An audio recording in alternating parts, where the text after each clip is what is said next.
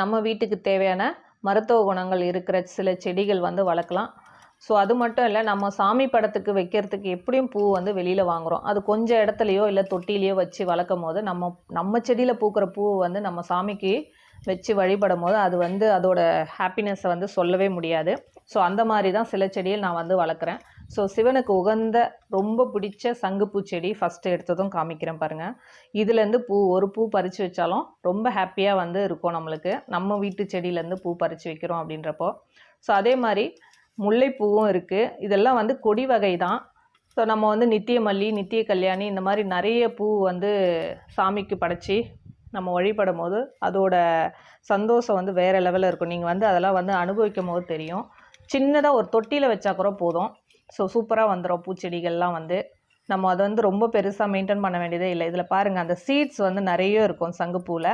அதுலேருந்து நிறைய கொட்டி அதிகமாகவும்